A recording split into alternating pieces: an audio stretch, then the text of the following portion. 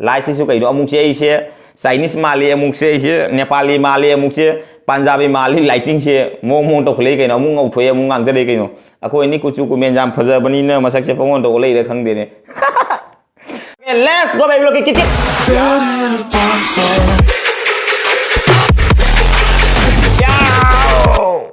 Hai mayam kita bakta kasi ano video ang pudun laksa dengan sigari maten sa na dulu mayam yang tapi na segi maten gi makai da sigek tam hudre ko asia sigal lai jare ngasi mangan thongba mangan ga alu thongmu lai jare mangan anau bani handak segi mangan anau potok podo ado duga alu go tawraga sok tobum lai jare khoi kasadri kari hare bas ise motor gi kanu hai tare motor anau bagi bugni hai tare motor nau nau thorpa motor anau ba mangan anau bodo ado gi alu go tawraga sok tobum lai jare bugni thongmu lai lai jare asia sigal lai jare bora da ngasi di Chinese bora hai tare macha macha bora ngata ni doise ko macha macha bora kara sigale jare beson bora kara le jare asige siga memi sinju le jare memi sinju senga sigi sedi kobi ne digadi tilau mana kadi kara mana masing puna kunjal laga memi sinju tau bang le jare ko na baida sige sige le jare mana tabi le jare chik na baida lebu lau jare asene nga sigi mathe se dori miam cha bau no baida jare ke cha bau tinga siga mayam gi makta isai macha mata na doctor ga mayam miang tabina chi agi isai se bu let's go baby loki isai gi makaida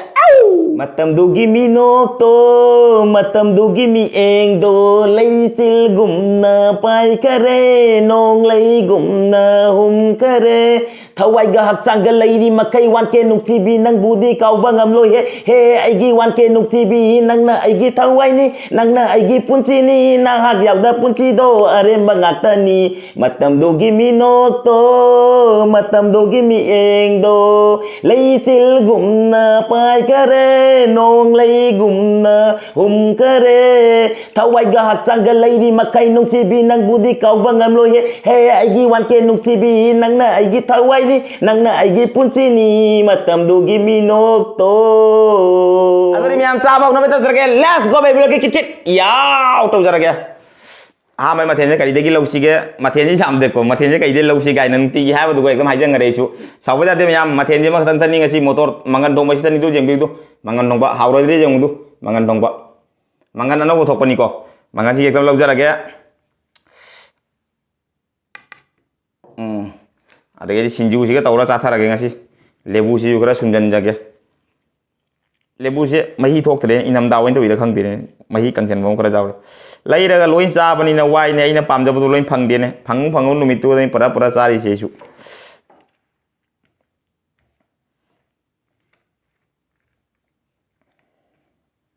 पुखम Amra disco तो ना ओंधो म बनी असी disco तो रोक तो खंगदे ने पुखम ये लोई डिस्को तो इन चक्सारा कमाई तो इजानो खंगदे अदोरी मियाम चा बाउ नो बेता जरगे लेट्स गो बेबी लोकी किट याव तो जरगे आ मै सकोम सेदी बेबी लोकी खया दा बुट लाउ चंगल लगे ने इनुंग नुंगाइ थे दा सा दो से ngasi lai से कइनो अमुक से चाइनीस माली अमुक से नेपाली माली अमुक से पंजाबी माली लाइटिंग से मो तौखले कइनो अमुक ngौथोय अमुक ngang कइनो अखोइनी कुचु कुमेन जाम फजबनिना मसक से पंगोन तो लेरे खंगदेने adori miam cha bau no beto rage let's go baby loki kit yaw to jarage a mai sa kom theri baby loki maya da bhut long changal lage khaya da sa ong to na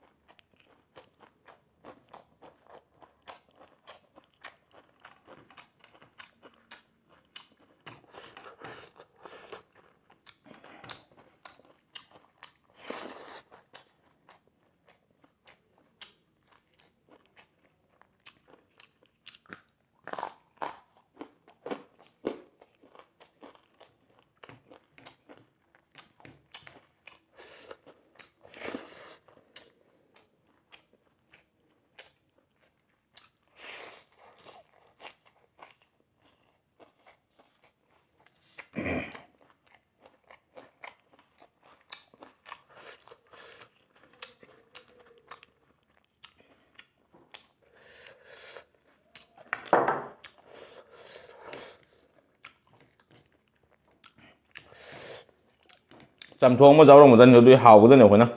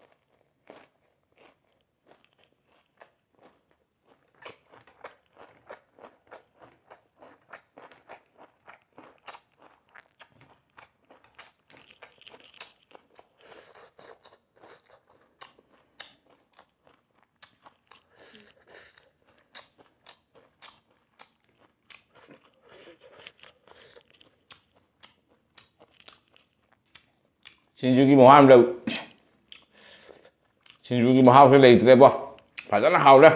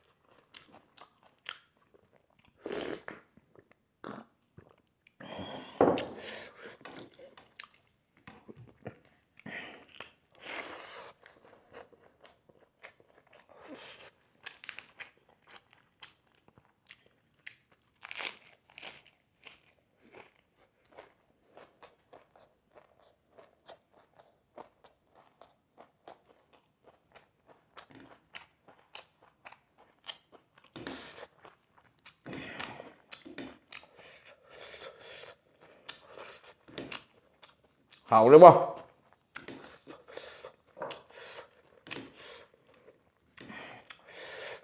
ꯆꯍꯤꯒꯤ ꯅꯧꯅ ꯊꯣꯛꯄ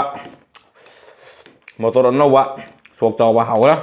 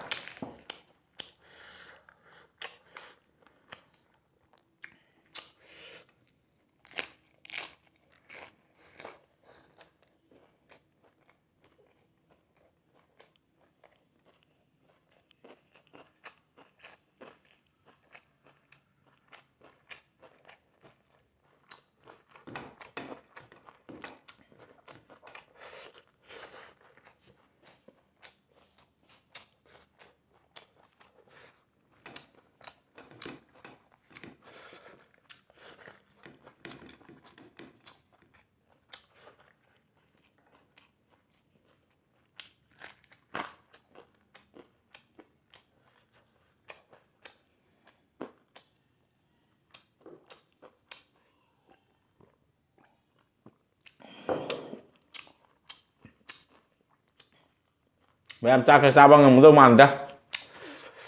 ꯑꯩ ꯁꯤꯡꯖꯨ ꯆꯥꯕ ꯍꯣꯠꯅꯒꯦ ꯆꯥꯛꯁꯦ ꯉꯝꯃꯔꯣꯏ ꯑꯁꯤꯁꯨ ꯆꯥꯅꯤꯡꯗꯦ ꯕꯣꯔꯥꯁꯤꯁꯨ ꯍꯥꯎꯇꯦ ꯁꯤꯡꯖꯨꯁꯦ ꯃꯍꯥꯎ ꯌꯥꯝꯃꯦ ꯆꯥꯛꯁꯦ ꯉꯝꯃꯔꯣꯏ ꯉꯁꯤ ꯀꯩꯅꯣꯗꯤ ꯄꯨꯛꯁꯦ ꯊꯟꯈꯔꯦ ꯉꯁꯤ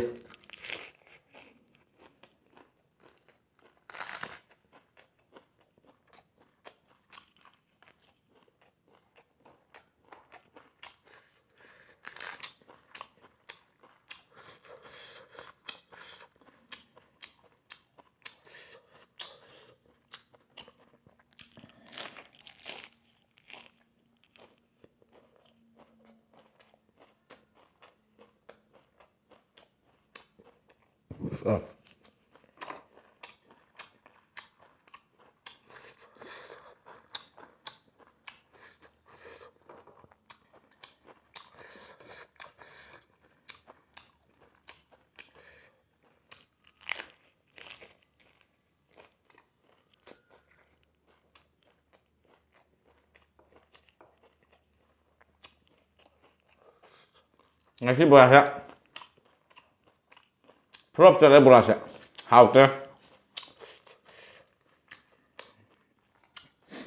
sak sidi kamai hai ni nungti ki char jai ngam talle hai ba gu mai ta thale ba hai bu di phalam da ba jai ko sak ka sara singai me ko ju nong phalam sak chaning ba jaw ya ba tan chaning ba begi chaning ba dumai na sak sang ngasi khadang cha ba dum puk than gre chaning gre sinju jam chaning ya adumai oi da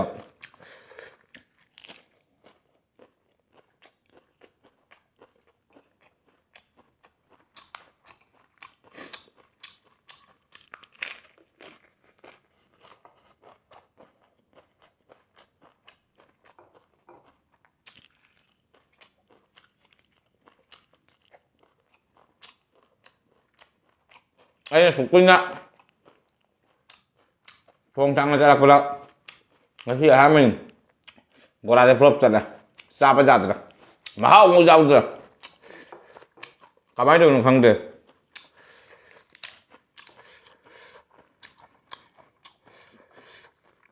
thum lok ti loi chui ko mahau jaw to bai se mahau jaw de chaning de na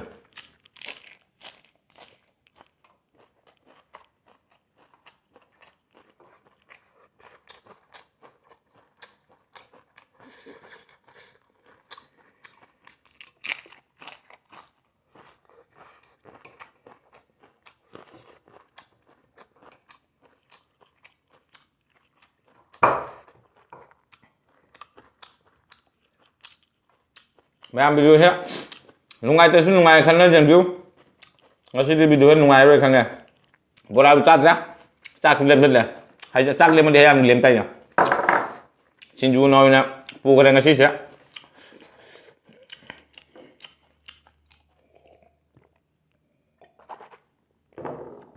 mayam malang ne video lo san na ba taw ka cha ga saning de adona khai bok cha tok thon sinju je lo san la do bora si prop cha re ko bora sama cha bangam dre hajang khidang malem hore chak cha dre hajang hileme hajang lo ke dum cha ba ja bana chak do chaning dre ngasi puk thal le chak se ado sinju en cha khare ado me am video jeng manu ga di like share comment do ba ka bi ke no channel se no chak pai sinap se le kana channel se bo subscribe to mo na bela kon katrang law ni ko ka bi ke no ado ri songi ma ta henga ye no video thang ba udin katrang ka ni kana ado ki do ta channel subscribe to mo na bela kon katrang law ni ko ka bi ke no achi hare ga hande general jari bai che sister brother me am boy ninga lete be blog ta ka to me am nung si video agi video se bo sar law na kana share to video achi hare ga me am dai kai na bi ya thang law ke next video dam phang na che ngasi gi be blog sa cha ge bye bye